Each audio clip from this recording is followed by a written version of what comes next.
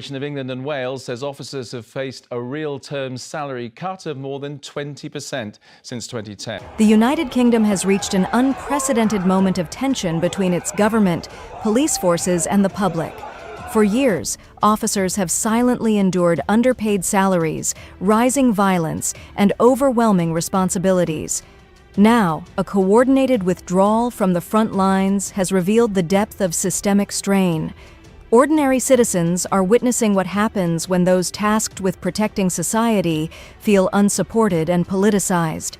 Cities and towns across the nation are seeing the immediate consequences, with neighborhoods left vulnerable and communities forced to defend themselves. This crisis is not merely a policing issue. It reflects profound political, social, and institutional fractures that threaten public confidence and national stability. Police salaries and long-term pressure. Since 2010, police officers in England and Wales have experienced a real-term salary reduction exceeding 20%. This prolonged financial strain has left officers feeling undervalued and overworked. Morale, already fragile, has been further eroded by escalating workloads, extended shifts, and insufficient resources. Officers report burnout and frustration as crime rises while compensation stagnates. The pressure is compounded by politically sensitive assignments that place them in harm's way without adequate support. Over time, these conditions have created a growing sense of inequity and neglect. Police are expected to maintain law and order under increasingly difficult circumstances, with rising crime rates and complex social challenges. The financial and operational strain contributes to a simmering discontent, setting the stage for a historic moment of collective action as officers seek to assert their rights and demand recognition for their service. Silent, coordinated withdrawal. Over 12,000 officers from 41 forces began a coordinated pullback from active duties without a formal strike. This unprecedented action, described as the largest policing walkout in modern British history, demonstrated the depth of frustration and fatigue. By stepping back silently, officers sent a clear message about their disillusionment while minimizing immediate public confrontation. The lack of a formal announcement magnified the impact, highlighting both the scale of dissatisfaction and the subtlety of the protest. The withdrawal underscored that officers felt unheard by political leaders and unsupported by policy decisions. Communities suddenly experienced the consequences of a police force forced into inaction, revealing vulnerabilities long hidden beneath routine operations. This event reflected a deep, systemic crisis rather than an isolated labor dispute, emphasizing the consequences of prolonged neglect and the intersection of politics and frontline policing. Rising violence and migrant-linked crime. Leaked internal documents revealed that officers were contending with hundreds of violent incidents connected to migrant gangs over a brief period. In just 6 weeks, 297 violent events, 112 officer injuries, and millions in property damage were recorded. These figures illustrate not only the scale of urban unrest, but also the complexity of policing diverse, high-risk populations. Officers expressed frustration that political directives sometimes prevented them from making arrests involving migrant offenders to avoid inflaming tensions. The resulting perception is that law enforcement is being used as a buffer for political optics, forcing frontline officers to absorb risks without authority to act decisively. This tension has contributed to escalating fear, both within communities and among police personnel, undermining public confidence and amplifying the sense of national vulnerability as violent incidents continued to rise unchecked. Political pressure and operational constraints. Internal briefings revealed that Downing Street instructed police commanders to avoid aggressive enforcement against certain groups, prioritizing political image over public safety. Officers were effectively constrained from acting decisively, even as violence escalated around them. The pressure created a moral and operational dilemma: protect citizens or follow orders that prioritized optics. Frontline staff described feeling betrayed, tasked with absorbing harm to shield the government from criticism. This politicization of policing eroded trust internally, with officers questioning the very purpose of their duties. It also fostered public perceptions of weakness and inaction, as neighborhoods saw consistent criminal activity with little effective law enforcement response. The strategic choice to limit intervention amplified the crisis, creating both tangible threats in communities and intangible damage to morale and institutional credibility. Morale and resource challenges. Overworked officers faced long shifts, canceled rest days, and shortages of essential equipment such as riot gear. Requests for reinforcements were frequently ignored, compounding the stress of high-risk assignments. Morale deteriorated rapidly as officers observed growing public disorder while receiving directives that prioritized image over safety.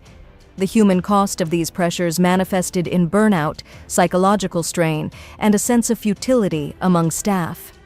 The mismatch between responsibility and authority intensified frustration, prompting discussions of collective action across forces.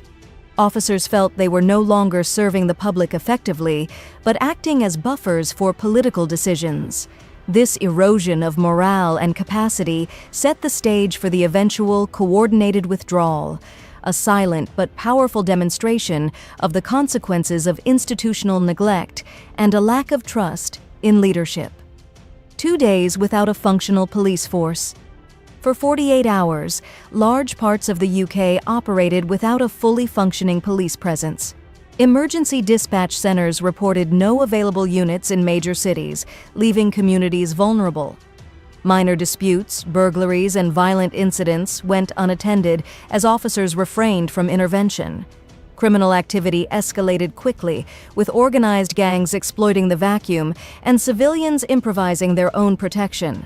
The public witnessed the stark consequences of institutional strain, realizing the essential role of policing in maintaining societal order. This extraordinary situation highlighted both the fragility of public safety systems and the broader consequences of political neglect, demonstrating what happens when the link between authority, responsibility, and accountability breaks down. Government inaction and leadership. Vacuum. Throughout the crisis, Downing Street and senior leadership failed to provide visible direction. Emergency responses and contingency plans were delayed or withheld due to concerns over optics. The Prime Minister's absence from key briefings and public statements contributed to perceptions of a leadership vacuum. Cabinet infighting and delayed decision-making compounded the crisis, leaving agencies and citizens without clear guidance. The political hesitation undermined confidence in governance, emphasizing that effective leadership is critical in managing emergencies. The public observed that operational readiness and political communication were not aligned, heightening anxiety and skepticism about institutional competence, leaks, and internal warnings. Leaked communications revealed that officials had anticipated the police walkout but failed to act preemptively. Internal alerts and operational warnings confirmed that thousands of officers were on the verge of withdrawal due to burnout and the challenges of migrant-linked disorder. These revelations highlighted both foresight within the system and failure in execution, illustrating a disconnect between information and action. The ignored warnings exacerbated public risk and contributed to institutional frustration. Citizens and frontline officers alike perceived these failures as avoidable, fueling anger and disillusionment. Leaks reinforced the narrative that the crisis was predictable yet disregarded, creating a perception of governmental negligence that extended beyond operational shortcomings into accountability and ethical responsibility. Consequences for public trust. The walkout and subsequent events have profoundly damaged trust in institutions. Surveys indicate that a significant portion of both police officers and the public no longer believe law enforcement can manage migrant-linked disorder. Ordinary citizens fear for personal safety, restrict movement, and adopt self-protective measures. The perceived collapse of authority undermines social cohesion and the legitimacy of governance. Public confidence in the state's ability to maintain law and order is eroded, with implications for compliance, civic engagement, and societal stability. Citizens are questioning the effectiveness of leadership, the fairness of institutional decisions, and the priorities of those in power, political implications, and national reckoning. The events represent a broader political and societal reckoning. The perception that the government prioritizes political optics over public safety has fueled widespread discontent. Communities, officers, and local authorities are increasingly skeptical of leadership decisions. The crisis illustrates the fragile balance between governance, enforcement, and public confidence. It underscores that operational failure, moral neglect, and political mismanagement can converge to create a tangible threat to national stability. Citizens are not merely concerned about crime, but about the credibility of the state itself.